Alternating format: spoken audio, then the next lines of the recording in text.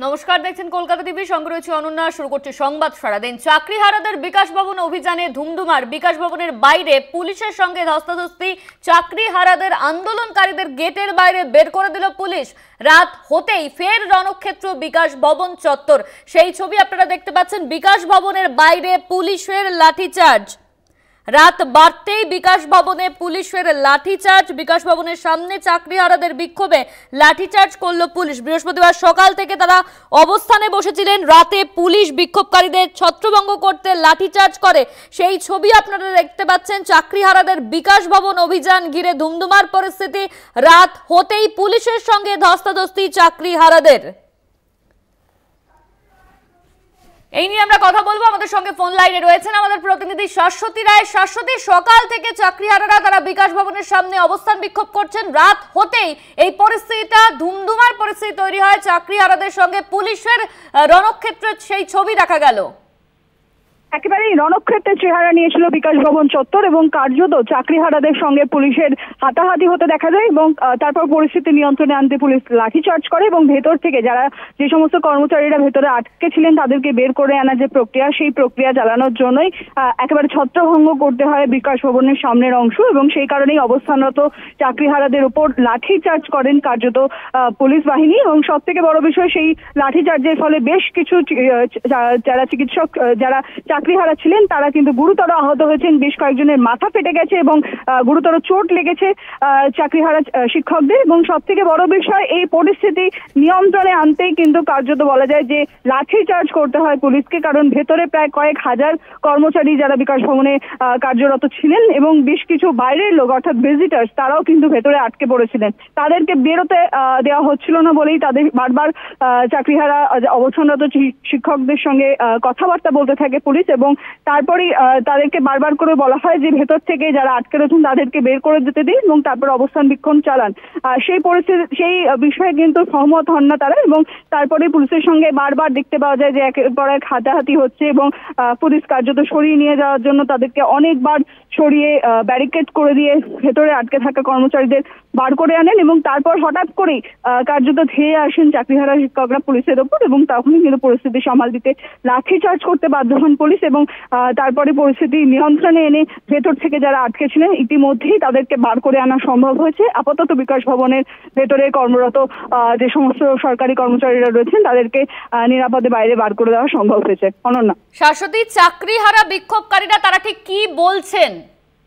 দেখো, তাদের যে দাবি বর্তমানে, সেই দাবি হচ্ছে যে তারা যোগ্য শিক্ষক এবং তারা আগামী দিনে কোনো রকম কোনো পরীক্ষায় বসবেন না, কারণ তারা সম্পূর্ণভাবে যোগ্য এবং এসএসসির তরফ থেকে যে তালিকা প্রকাশ করা হয়েছে তাতে তাদের নাম রয়েছে, সেখান থেকেই তাদের যোগ্যতা প্রমাণিত হচ্ছে এবং সেই পরিস্থিতি দাঁড়িয়ে আগামী দিনে তাদের মে মাসের মধ্যে তাদের যে তালিকা জমা দিতে বলা হয়েছিল কোর্টে, সেই নির্দেশিকার উপর ভিত্তি করে তাদেরকে আগামী দিনে যাতে কোনো পরীক্ষায় না বসতে হয় সেই কারণেই আজকে কার্যত তারা আন্দোলন চালাচ্ছেন। শুধু চাকরিহারা শিক্ষক এবং শিক্ষকরা নন, শিক্ষক শিক্ষিকাদের সঙ্গে শিক্ষাকর্মীরাও রয়েছেন এবং তারাও কিন্তু আজকে এই আন্দোলনে সামিল হয়েছেন এবং কার্যত এই আন্দোলনে আজকে চাকরিহারা শিক্ষক শিক্ষিকা এবং শিক্ষাকর্মীদের সঙ্গে যৌথ সংগ্রামী মঞ্চের বেশ কিছু কর্মীদেরও কিন্তু দেখতে পাওয়া যায়। তাই কার্যত বলা যায় যে শুধুমাত্র চাকরিহারারা নন, তাদের সঙ্গে অন্যান্য যৌথ মঞ্চগুলোও কিন্তু সংযুক্ত হয়ে আজকে এখানে এই ধুমধুমার পরিস্থিতি তৈরি হয় এবং সেখান থেকে দাঁড়িয়ে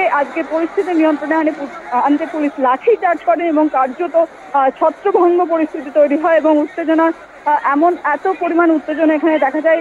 বহু টিচার্স তারা মানে কার্যত গুরুতরভাবে আহত হয়েছেন এবং টিচাররা ক্রমাগত গো ব্যাক স্লোগান দিতে থাকছিলেন পুলিশের উদ্দেশ্যে এবং পুলিশকে এখানে ঢুকতে দিতে তারা কার্যত রাজি ছিলেন না এবং তাদের একটাই দাবি ছিল যে তারা এখানে শান্তিপূর্ণভাবে অবস্থান করবেন এবং তাদের দাবি জানাবেন এবং বিকাশ ভবন থেকে শিক্ষা দপ্তর থেকে আধিকারিকরা এসে এখানে তাদের সঙ্গে কথা বলবেন এবং শিক্ষা দপ্তরের তরফ থেকে তাদেরকে কোনো বার্তা দেওয়া হবে, সেই দাবি নিয়ে কিন্তু তারা এখানে শান্তিপূর্ণ অবস্থান বিক্ষোভ চালাচ্ছিলেন সকাল থেকে। তারপরে কিন্তু পরিস্থিতি উত্তপ্ত হয়ে পড়ে এবং তারপরে যে ছবি সামনে আসছে যে একেবারে ছত্রভঙ্গ করে দেওয়া হয় সামনের অংশ এবং সেখান থেকে দাঁড়িয়ে কার্যত বলা যায় যে গুরুতরভাবে আহত হন শিক্ষক শিক্ষিকারা এবং ভেতর থেকে সরকারি কর্মচারী যারা ভেতরে আটকে ছিলেন তাদেরকে বের করে আনার যে প্রক্রিয়া, সেই প্রক্রিয়াও চালানো হচ্ছিল। শাশ্বতী, চাকরিহারারা তো বারবার বলছেন যে তারা শান্তিপূর্ণ অবস্থান করছিলেন, তাহলে এই রণক্ষেত্রের চেহারাটা নিল কিভাবে?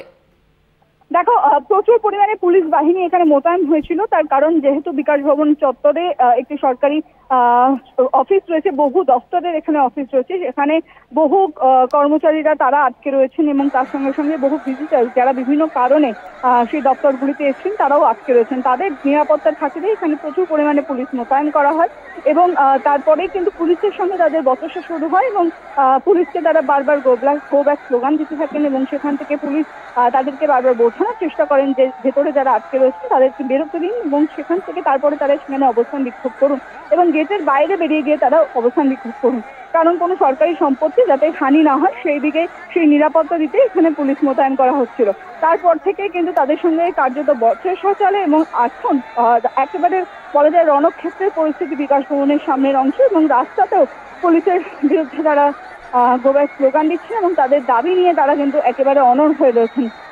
যেরকম দেখা গেছিল এসএসসি ভবনের সামনে যে লাগাতার তারা অবস্থান বিক্ষোভ চালাচ্ছিলেন, সেই অবস্থান বিক্ষোভই তারা বিকাশ ভবনের সামনে চালাতে চাইছিলেন এবং সেখান থেকে তারা একেবারে বিকাশ ভবনের ভেতরে ঢুকে আসেন এবং কার্যত প্রত্যেকটি গেটকে বন্ধ করে দেন এবং বহু কর্মচারী তারা ভেতরে আটকে ছিলেন এবং কার্যত আতঙ্কগ্রস্ত হয়ে পড়েছিলেন এবং বহু শিশুও সেখানে ছিলেন। তাই পরিস্থিতি নিয়ন্ত্রণে আনতেই পুলিশ বলা যায় যে কার্যত লাঠিচার্জ করে ভেতর থেকে আটকে থাকা কর্মচারী। একদমই শাশ্বতী, তুমি আমাদের সঙ্গে থাকো।